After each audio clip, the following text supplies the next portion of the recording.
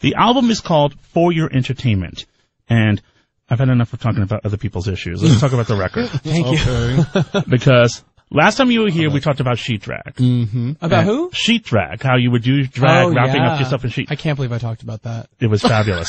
Oh, my God. And I got to tell you, I had a sheet drag moment to a song on this record. Really? Which was it? Soaked? It was. Oh, that is a sheet drag when it's moment. like da, da, da, da, da, da, and then all of a sudden, because then you can take off the sheet, and all of a sudden you're like a bullfighter. You can no. So because no. Really See, for me, there. honestly, it's like no. It's like you have the toga, right? And then you have the top blanket, and the blanket you kind of like pull up as a hood, as if you're sharing. You go, so. Oh my God! The lonely nun. Exactly. The French lieutenant's whore. Thank you very much. And then you can create a turban for the eastern section in the breakdown. Absolutely. You know, there's a lot of sheet moments. There's a lot of sheet moments in that song. It's sheety. What did you conjure though when you performed that song? Because it's the full. Well, it's actually it's full super, range. It's super dramatic, and it is a bit kitschy, and it's like style and it's melody. It's like a combination of like Freddie Mercury meets Shirley Bassey in my head.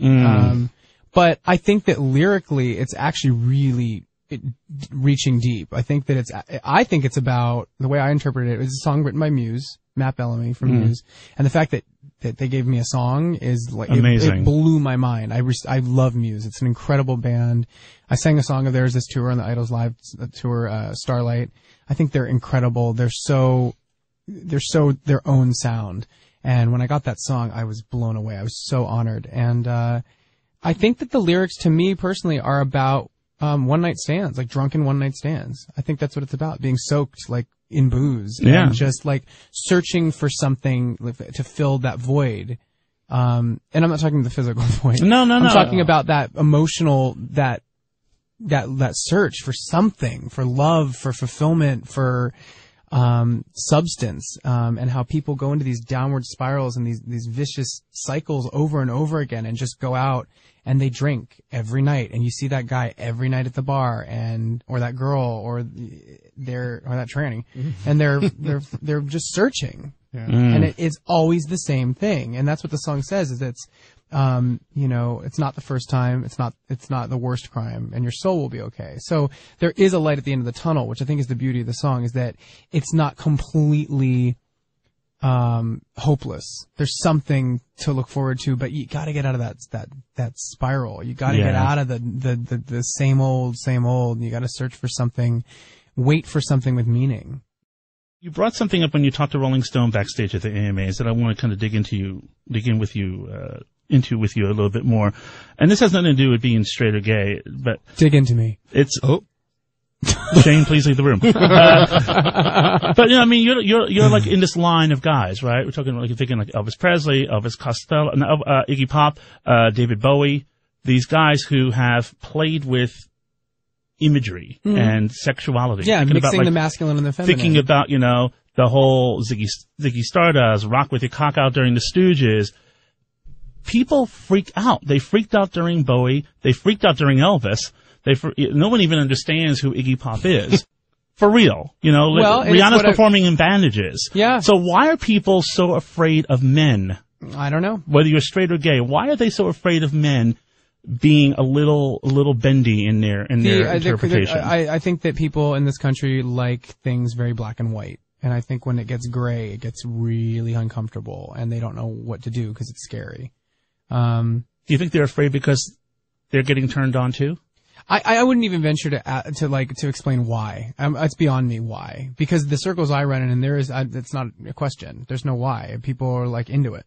My friends and the clubs that I go to and the performers that I hang around with are celebrating that type of individuality and that type of risk taking and that type of expression. I think expression is something that people don't understand in this day and age, because commercialism in music, it's all product based. It's like money and figures and sales, and we're all at the mercy of that, and that's just the business. That's what it is. If you want to be at a certain level.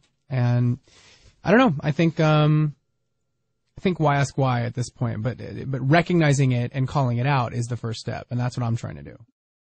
You take off all the drag, And my man drag. Your man drag. Your man drag. I love it. Everybody wears drag in some way, right? That's it, honey. So That's a good way to put it. when this is all done, right, and you strip off the drag and you're by yourself in that room where you are, what do you see in the mirror?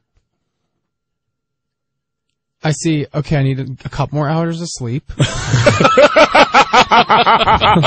that concealer comes off, honey, it's like, It's raccoon-tastic. Now you know what it's hot, and that's why they call it. Huh? Yeah. I'm really, it's cool because I kind of suffer from a little bit of an ugly duckling complex early in my 20s and definitely in my teens. Were you ever fat? I was. How fat were you? When I was in high school, I was 250 pounds. Really? Mm-hmm. Oh my God, I love him so much I more. know, right? Yeah. Go on. and Love him so much more. that creates some stuff, It some does. body image stuff, some confidence issues, things like that. And I got a lot of my confidence from the validation I got as a performer. And then, and even into my 20s, like my livelihood was based on work and my career, and my personal life was like just non-existent, and it was lonely, and it was like not happening. And finally, through some experiences and some I went to Europe, and that was a big eye-opener and a self-discovery kind of thing. I think slowly I started kind of feeling beautiful from the inside out. I will tell you that on Monday we played the entire album on the air, and people were losing their minds over it. Are you so excited and proud of this record? Yes, I'm so excited and proud because I don't think it's typical. I think that it matches my personality, which is eccentric and weird and nuts. That's why I called it that. That's why I made an album cover like that. I just tried to set it up, and people were still like, I can't believe it.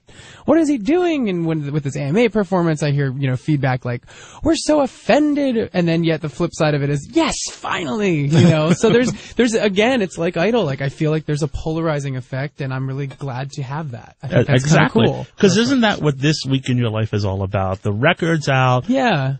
This is your week. I mean, this will carry on for months to come, but this is it. You're launching your record right now. Yeah. If no fires now, no fires ever. Yeah, I mean, I'm just glad people are talking about me. It's great. Isn't that a good thing? Yeah, it's great. And it wasn't premeditated. It was just kind of, the number was staged, and I feel like I got up on stage with this AMA thing, and I was just interpreting the lyrics of the song. It was very hot. And I'm not even mad. Simple as that. And it got a lot of heat, and now people are talking, and the album's selling well. So thanks, guys. Exactly.